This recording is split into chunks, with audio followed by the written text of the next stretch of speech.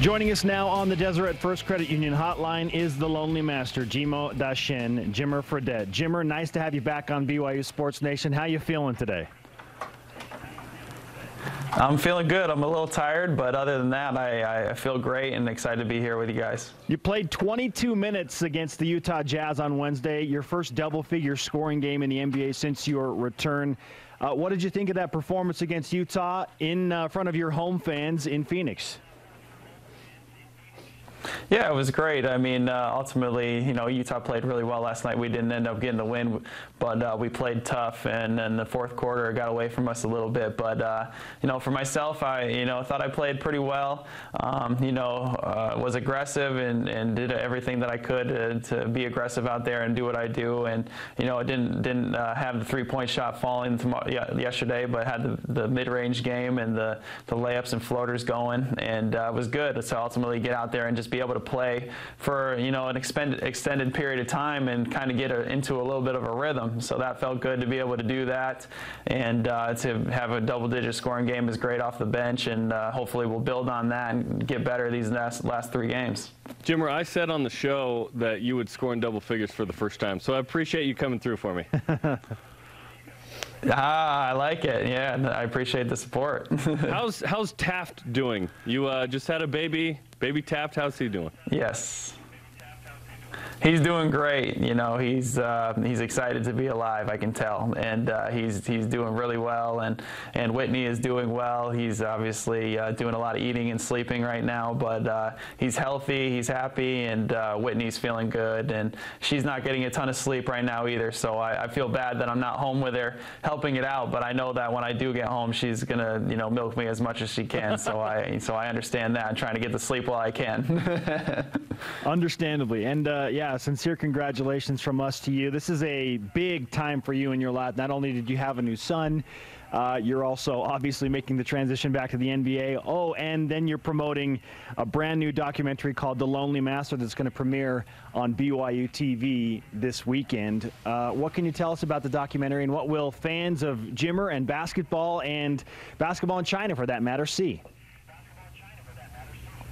Yeah, I'm excited about it. I mean, Jared Harris and Scott Christopherson did a great job producing and putting this together, and it kind of just goes through my whole career. I mean, it kind of goes through when I was younger, all the way up through high school, then into college and the Jimmermania days at BYU, and then goes into directly into my NBA career and my first stint of there, and how it goes from ups and downs and different things that happened in the NBA my first time, and then leads into China, and then talks a lot about China, about Chinese basketball, about my experience over there, about the culture over there, and how it's very different, and then also talks about how difficult it can be sometimes to be away from your family when you're playing professional basketball in another country, specifically China. So it goes through all that, and then leads up all the way until my goal of making it back into the NBA.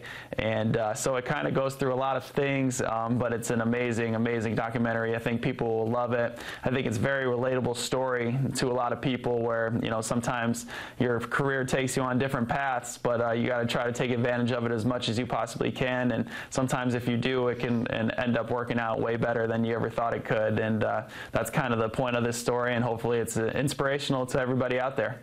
The Lonely Master is in reference to the phrase Jimo Da Shen, I believe in Mandarin, right? Meaning the lonely god or the lonely master. So when was that first a thing? When did someone first explain that to you? It was very, very quick into when I got into China. Probably the first 3 or 4 games I got there, and because people pronounce Jimmer, they can't really say Jimmer, so they say Jimo, and so they're always around Jimo, and they're like, "Do you know what that means in Chinese?" And I was like, "No, I have no idea." And they were like, "It means lonely," and I was like, "Oh, that's kind of depressing. I mean, I don't really like that." And from there, but they told me from there, they were like, "It's actually a good meaning. It means like you're kind of on the top of the mountain and no one can reach your level. So it means you're kind of like the best at what you do." And it's a major compliment. I was like, "All right, that sounds much better." And so because of that, they put on the Da Shen, which means literally big God in Chinese, but I didn't want to be known as that, so we changed it a little bit to Master, and that's where the Lonely Master came from. So it's really, really cool to be able to have that nickname over there. Jimmer Fredette with us on BYU Sports Nation. You say in the documentary at one point there was a reason you were supposed to play in China. Have you pinpointed what that reason was, Jimmer?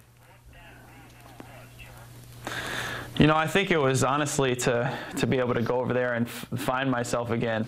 And not only that, to be able to go over there and get better as a basketball player and gain my confidence and do all that stuff on the court. But I feel like off the court, I've been able to have a great and major impact over there in a lot of different ways. And hopefully have been able to affect many people's lives in a positive way. And just try to go over there and show them who I am as a person, try to be kind and nice to people. And you know, I think having that and doing that over there was probably the greatest impact that I think I could leave besides just the basketball stuff. So I think that was a big part of it, and you know, tried to take that seriously, tried to be a good member of the church and a missionary over there as much as I possibly could. So I think there was a lot of reasons outside of basketball that I was over there as well. It's been a long journey for you, from obviously Glens Falls to BYU to the D-League to China, now back to the NBA. Of course, the NBA before China there. What's this experience been like for you, and what's it like being back in the NBA?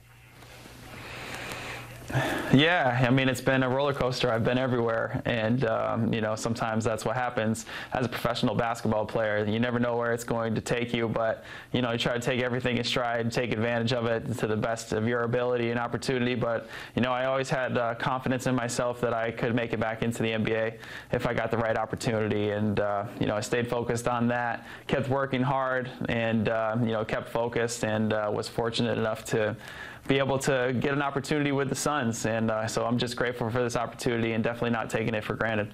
Jimmer, it's great to have you back on BYUtv specifically. The Lonely Master premieres Saturday night, April 6th at 10 p.m. Eastern on BYUtv. Here's to no more jet lag and hopefully some sleep as you move forward, Jimmer. Congratulations from us to you. Thanks. Yeah, thanks, guys. Appreciate you having me on. Jimmer Fredette joining us on the Deseret First Credit Union Hotline. Deseret First, your values, your timeline, your financial future. Again, a reminder, The Lonely Master premieres tomorrow night, Saturday, April 6th, 10 Eastern, 8 Mountain, live on BYUtv.